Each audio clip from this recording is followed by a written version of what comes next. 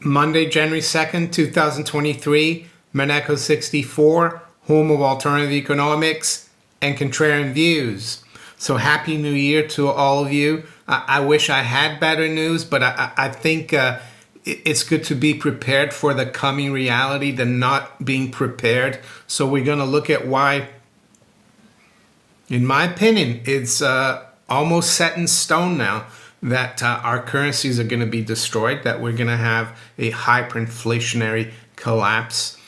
And I'm going to show you why, especially in the UK, the signs are really like pronounced. But there are signs also in other countries, and I'll touch upon that as well. Before I start, I'd like to thank all of you again for your interest in the channel.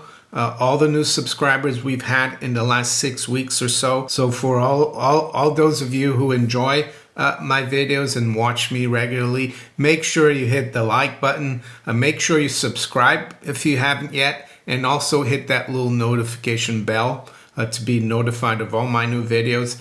As a lot of you know, or most of you know, I make a video every day except for Sunday where I do my live stream. I did a live stream last night. So we're going to focus a little bit on the UK, mostly on the UK today, but I will give you some examples of what of the same thing happening in other countries, especially in the West. I've spoken about the UK debt bomb. I even have a playlist for that.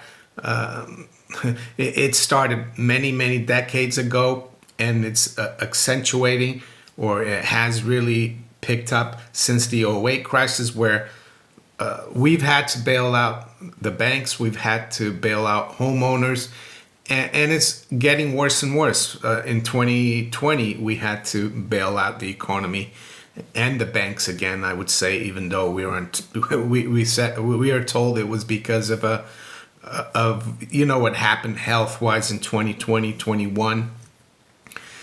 And yes, a lot of people will just associate what's happening with the last few months in the UK, the Kwarteng budget. A lot of people say that's why we're in trouble, but I think it's been brewing, as I've just said, for many decades. I have hyperinflation files as well if you want to watch. It's not just the economics that leads to hyperinflation. And hyperinflation, yes, it starts with cost push inflation, but eventually it becomes psychological. It's to do with the loss of confidence in the currency. As Mises said, the only way to stop the inflation is to stop inflating.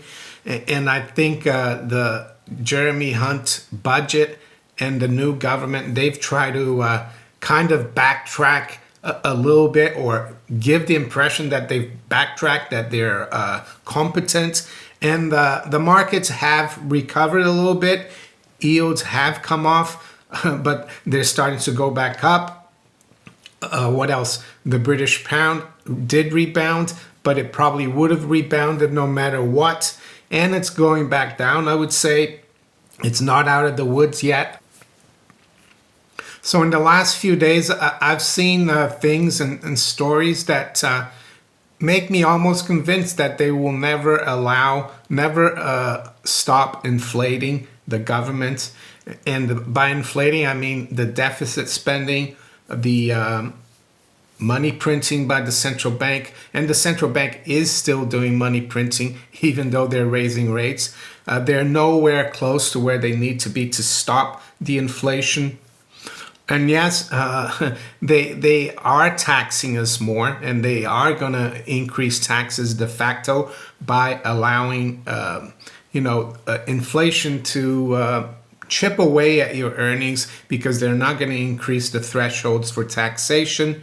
But they did the same thing in Weimar, Germany.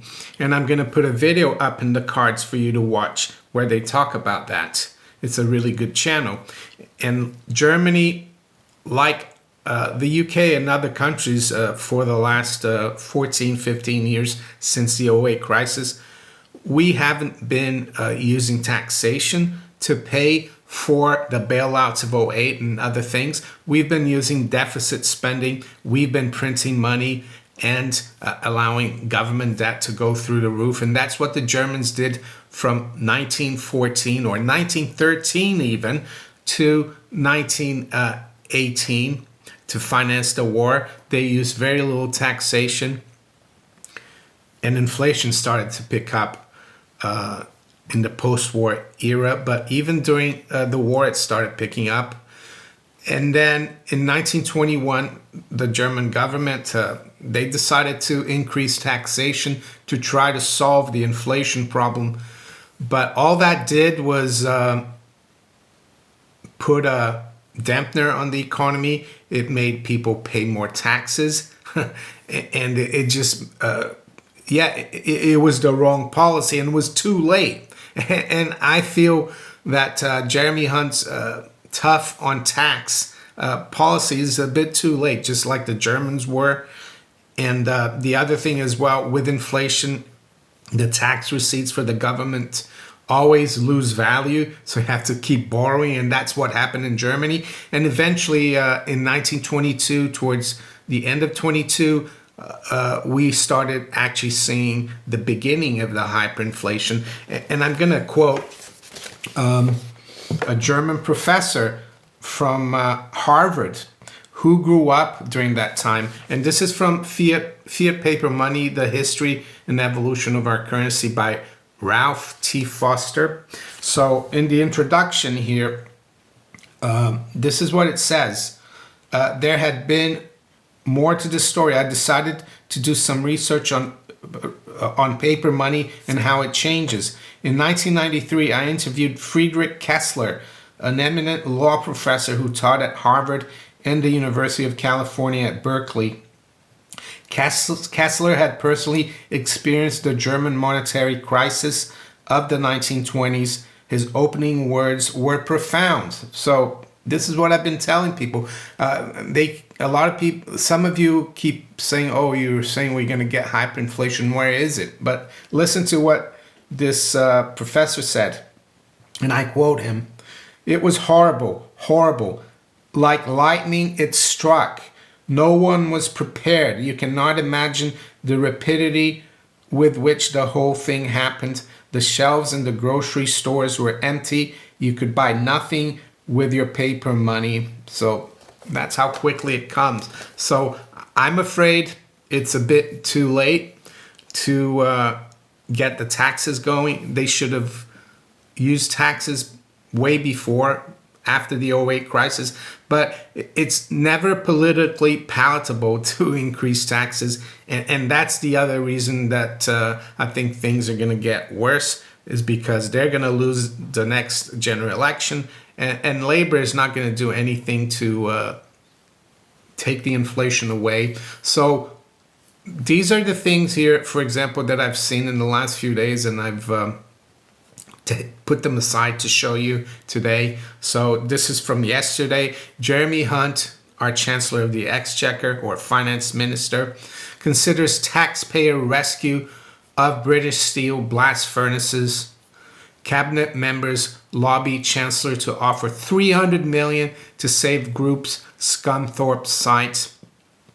I'm not going to go through the whole thing. I've read this article, and suffice it to say, if they help out British Steel, which is actually owned by a Chinese company, they're going to have to help the other companies like Tata Steel. And this bill could go into the billions. So I'm going to put a link to this article in the description under archive.ph.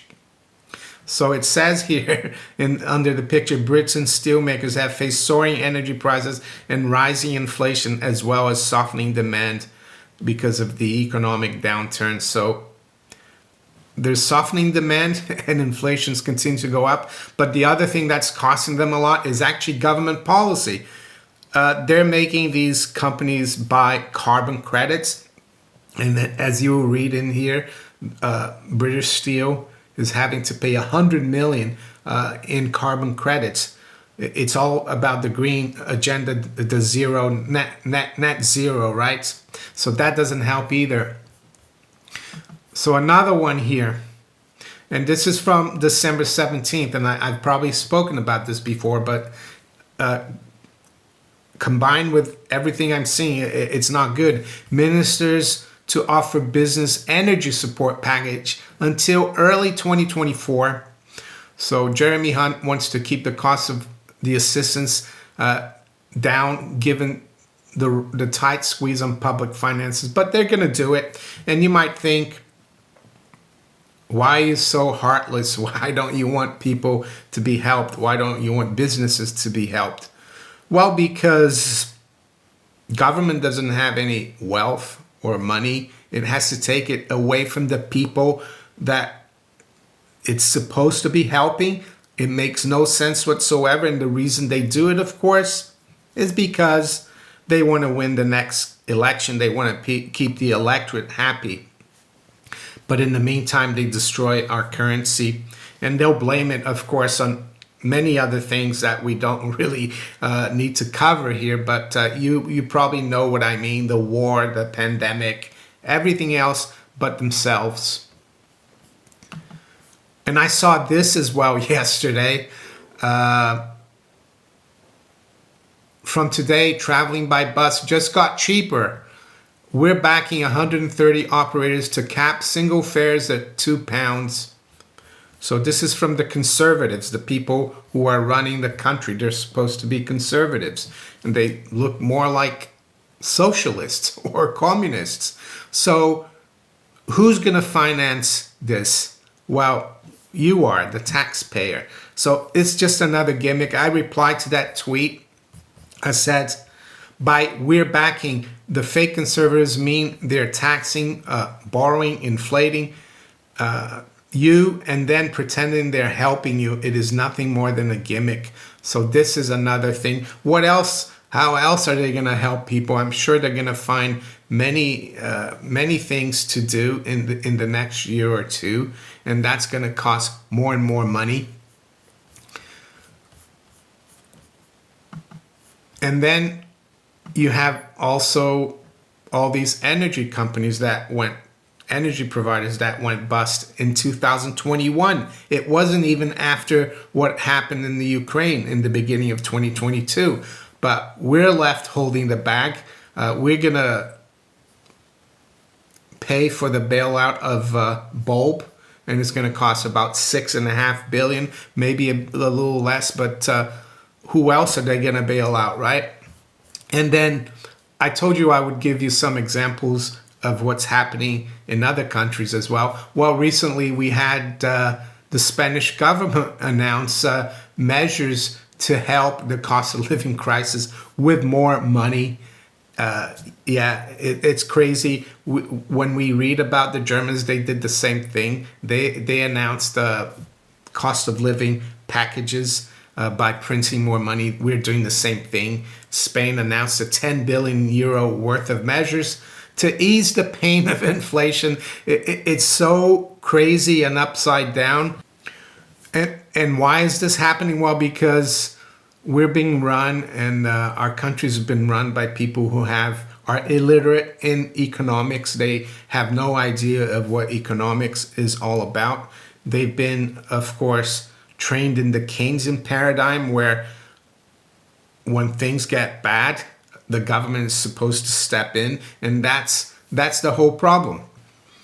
The other one is in the US, the 1.7 trillion omnibus that just passed, over 4,000 pages of pork that they brought out just before Christmas and New Year, and you couldn't read, and it just went through. A little bit like the Federal Reserve Act on December 23rd, 1913. With that, I wish you all a great rest of the day and a great first week for 2023. Take care. Bye.